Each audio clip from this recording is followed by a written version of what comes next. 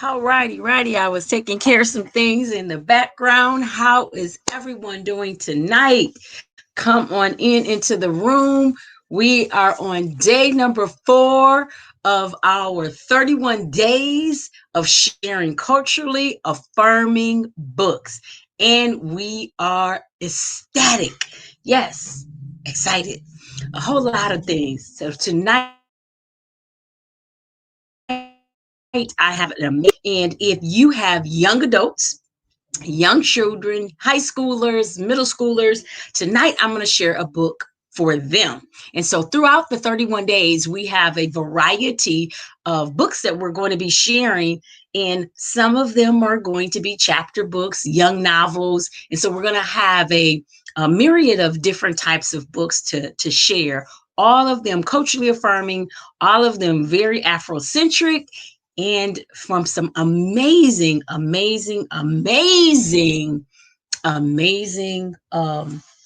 authors. All right. So tonight I'm going to share the book Stamped by none other than Jason Reynolds. Jason Reynolds is a phenomenal author. Have become one of my favorites when I stumbled upon him a couple years ago, and oh my God, just phenomenal. So while people are coming into the room, or if you're watching this later on for a replay, I want you to type in the replay and share this out. If you're watching, please do me a favor and share or do share or do a watch party. I had turned myself off because I'm watching from multiple monitors. Share it out. This is all about our culturally affirming African American Children's Book Festival that we're going to be hosting in just less than 30 days. So we're very excited. This is our second annual African American Children's Book Festival, and this one is going to be virtual. Yes, we're not letting COVID stop anything. COVID doesn't get to rain on my parade. Now, it tried to start that back in March and April, had a lot of different things that happened, but it does not get to continue to rain on my parade. And so we are going to have our virtual book fair and book festival, and it is going to be sponsored by Ubuntu Press and Kingdom Influence. Kingdom Influence is a nonprofit organization here in the city of Flint, and Ubuntu Press is my publishing company, and I am a children's author. If those of you might be watching either live or in the replay and you don't know who I am, my name is Bridget Jackson, and I am a children's book author. And I have 2 published books, and I have 2 more that are being released for 2020.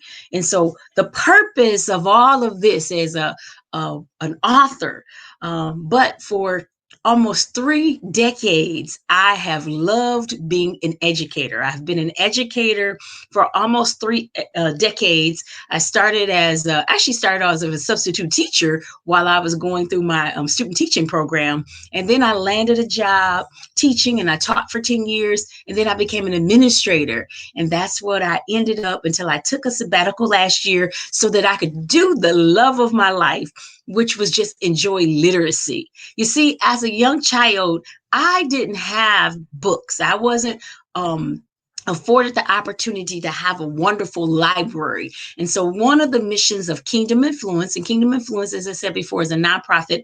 It's a nonprofit that my husband and I started. And so he's the founder of it. And the whole goal is to help families in poverty, or again, close to that, to just up level their lives and get an opportunity to be able to change. And so that's what we're doing. We're trying to change lives one family at a time. And so we want to eradicate illiteracy, and it is very prevalent. If you're new and you've never heard this, I'll really quickly say in 1870, the illiteracy rate for African Americans coming out of slavery was 70%. By 1920, the illiteracy rate was 30%. So, wow, a lot of African Americans learned to read between that 50-year span of time. Well, Let's take us to modern days. We don't even have those numbers of children that are in the 12th grade that can pass across the nation, that can pass the literacy or the reading proficiency test. So that's a problem. So we want to do that. So I'm going to be coming to you live or pre-recorded live uh, every day for the next well, altogether, we'd be 31 days. We started, this is day number 4, up until September 18th. That'll be our last day. And then September 19th will be our book festival. If you look down in the scrolling banner, there's information to register. Please register. When I say we have some incredible, incredible gifts that we're going to be giving away, we have some incredible gifts that we're going to be giving away.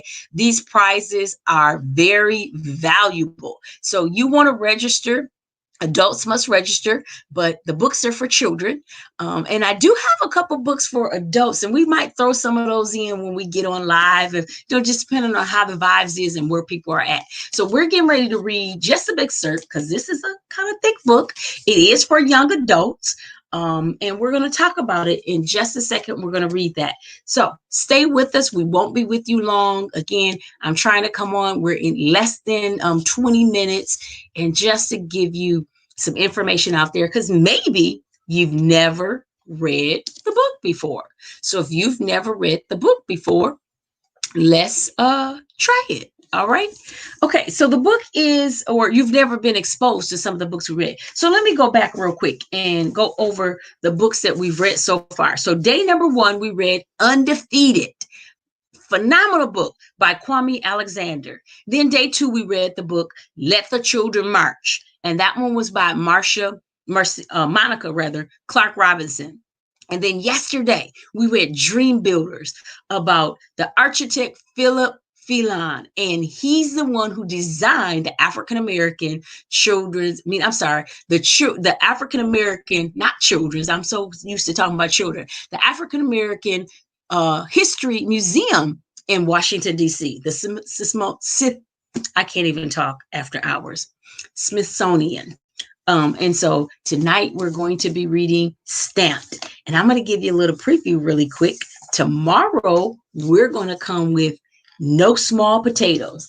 If you don't know about this person, yes, you definitely need to. He's a true life. So this book is historical fiction, but it actually is based off a true person, and it is the story of Junius G. Groves. He was a self-made millionaire in the early 1900s. Yes. And so we're going to read that tomorrow. But tonight we're going to talk about Jason Reynolds' book, Stamped. And it's also by Ibram X. Kendi. He wrote the foreword in there. And Jason actually took Ibram's book. And so this is a remix of Ibram's book, Stamped from the Beginning. And it talks about anti-racism. So I'm going to read the first chapter because it's a very long book. And then I'm going to go back and I'm going to read the foreword so you can get a perspective from both of the authors. Chapter 1, the story of the world's first racist. Before we begin, let's get something straight. This is not a history book. I repeat, this is not a history book. At least not like the ones you're used to reading in school. The ones that feel more like a list of dates. There will be some. With an occasional war here or there, a declaration, definitely got to mention that. Constitution, that too. A court case or two. And of course, the paragraph that read during Black History Month. Harriet Rosa Martin. This isn't that. This isn't a history book, or at least it's not the kind of history book, or like that kind of history book. Instead, what this is a book that contains history. A history directly connected to our lives as we live them right this minute. This is a present book, a book about the here and now, a book that hopefully will help us better understand why we are here as we are Americans, specifically as our identity pertains to race. Oh, the R word, which for many of us still feels rated R, or can be matched only with another R word, run. But don't. Let's all just take a deep breath, inhale, hold it, exhale, and breathe out. Race. See, not so bad, except for the fact that race has been a strange and persistent poison in American history, which I'm sure you already know. I'm also sure that depending on where you are and where you've grown up, your experiences with it may vary. Some may believe race isn't an issue anymore. That isn't a thing of the past. That it's a thing of the past. Old tales of bad times. Others may be certain that race is like an alligator, a dinosaur that never went extinct, but instead evolved. And though hiding in murky swamp waters, that leftover monster is still deadly. And then there are those who that race and more critical racism are everywhere. Those of you who see racism regularly robbing people of liberty, whereas a violent stick up or a sly pickpocket. The thief known as racism is all around. This book, this not, this book, this not history book, this present book is meant to take you on a race journey from then to now, to show why we feel how we feel, why we live how we live, and why this position or this poison, whether recognizable or unrecognizable, whether it's a scream or whisper, just won't go away. This isn't the be all end all. This isn't the whole meal. It's more like an appetizer, something in preparation for the feast to come, something to get you excited about choosing your seat, the right seat at the table. Oh, and there are 3 words I want you to keep in mind. 3 words to describe the people we'll be exploring: segregationist, assimilist, anti-racist.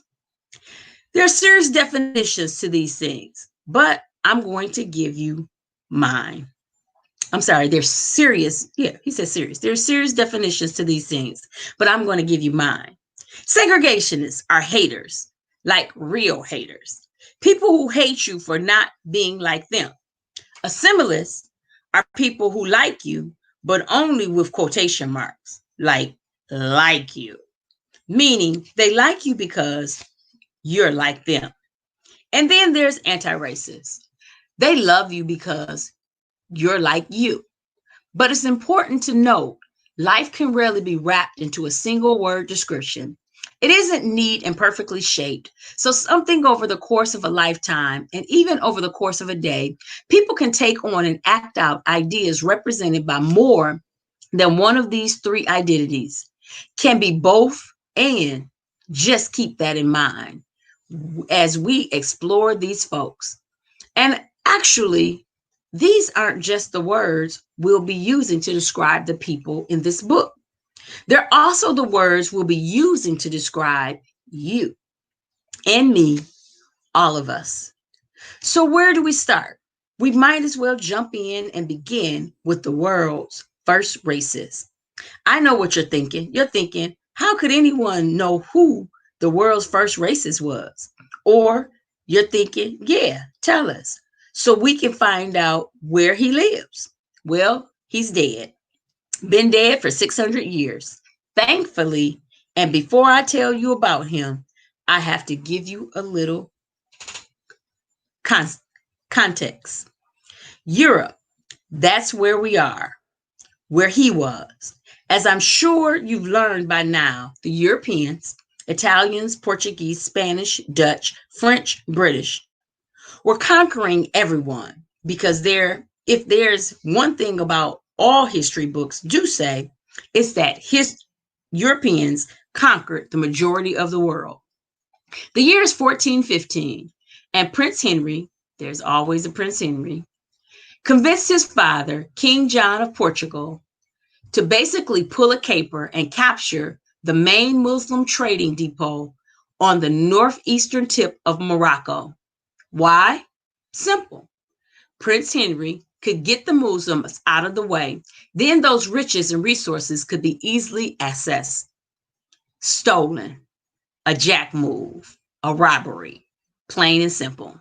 The take, a bountiful supply of gold and Africans. That's right. The Portuguese were capturing Moorish people who would become prisoners of war in a war of the Moors hadn't planned on fighting. More had to survive, but had to survive. And by prisoners, I mean property, human property. But neither Prince Henry nor King John of Portugal was given the title world's first racist. Because the truth is, capturing people wasn't as unusual back then, just a fact of life. That illustrious moniker would go to a man named neither Henry nor John, but something way more awesome. Who did something not awesome at all? Gomes Ains de Zarura. Zarara, which sounds like a cheerleading chant, did just that. Cheerleaded, cheerled, whatever. He was a cheerleader. Not the kind of roots for a team or pumps up a crowd, but he was a man who made sure the team played for all, was represented and heralded as great. He made sure Prince Henry was looked at as a brilliant quarterback making ingenious plays, and that every touchdown was the mark of a superior player. How did Zarara do this? Through literature, storytelling. He wrote the story, the biography of the life and the slave trade of Prince Henry. Zarara was an obedient commander in Prince Henry's military order of Christ and would eventually complete his book, which would become the first defense of African slave trading. It was called The Chronicle of the Discovery of the Conquest of Guinea.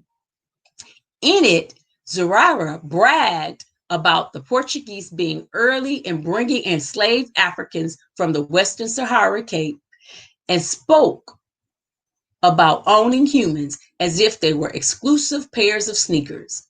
Again, this was common. But he upped the brag by also explaining what made Portugal different from the European neighbors in terms of slave trading. The Portuguese now saw enslaving people as missionary work, a mission of God to help civilize and Christianize the African savages. At least that's what Zarara claimed. And the reason this was one up on his competitors, the Spanish and the Italians, was because they were still enslaving Eastern Europeans, as in white people, not called white people back then. Zarara's ace, his trick shot, was the Portuguese had enslaved Africans of all shades, by the way, supposedly for the purpose of saving their wretched souls. Zarara made Prince Henry out to be some kind of youth minister canvassing the streets, doing community work, when what Prince Henry really was more of a gangster, more of a shakedown man, a kidnapper, getting a commission for bringing the king's captives. Prince Henry's cut, like a finder's fee, 185 slaves, equaling money, though it was always framed as a noble cause, thanks to Zarara, who was also paid for his pen. Seems like Zarara was just a liar, right? A fiction writer. So what makes him the world's first racist? Well, Zarara was the first person to write about and defend Black human ownership. And this single document began the recording history of the anti-Black racist ideas. You know how kings are always attached to where they rule, like King John of Portuguese. Well, I'm sorry, lost my place. Like King John of Portugal, well, if Gomes Inês de Zerara was the king of anything, which he wasn't, he would have been King Gomes the Racist. Zerara's book, The Chronicle of the Discovery of the Conquest of Guinea, was a hit. And you know what hits do? They spread. Like a pop song that everyone claims to hate, but everyone knows the words to. Then suddenly, no one hates the song anymore. And instead, it becomes an anthem. Zerara's book became an anthem, a song sung all across Europe as the primary source and knowledge unknown Africa and African people for the original slave traders, enslavers in Spain, Holy Land, France, and England. Zerara depicted Africans as savage animals that needed taming. This depiction over time would even begin to convince some African people that they were inferior, like Al Hassan Abim Muhammad Al Zamar Al Safari Fassi, a well-educated Moroccan who was on a diplomatic journey along the Mediterranean Sea when he was captured and enslaved. He was eventually freed by Pope Leo X, who converted him to Christianity, renamed him Johannes Leo. He later became known as Leo Africanus, or Leo the African, and possibly commissioned him to write a survey of Africa. And in that survey, Africanus echoed Zerara's sentiments of Africans, his own people. He said they were hypersexual savages, making him the first known African racist. When I was growing up, we called this drinking the Kool-Aid or selling out. Either way, Zerara's documentation of the racist idea that Africans needed slavery in order to be fed and taught Jesus, that was all ordained by God, began to seep in and stick to the European cultural psyche. A few hundred years later, this idea would eventually reach America. So that's chapter 1 of Stamped by Jason Reynolds. And this again is a remix of Ibram X. Kendi, his book, Stamped from the Beginning. And so I won't have time to read the forward, but if you have a young adult, it's worth reading. Great read, a lot of information, a lot of history, again, a lot of unknown history in that book. And so that's our book for tonight. Again, we're going to be celebrating all for the next up until 31 days. So we won't stop until September 18th.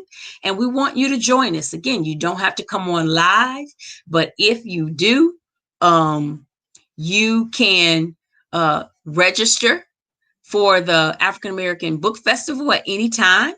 If it's something you don't have children and you want to do a donation, Kingdom Influence is a nonprofit and we are taking donations so we can put books in the homes of children. So all of our funds that come in are non-administrative. It is going to direct services to help children here in the city of Flint have home libraries. And so we hope that you can help us with our vision. We hope you can be there. Now, the event is going to be on jam. I said I was going to be done before 20 minutes, and we're approaching almost 25. But let me tell you real quick what's going to happen. We're going to have a live DJ. It's going to be on in there.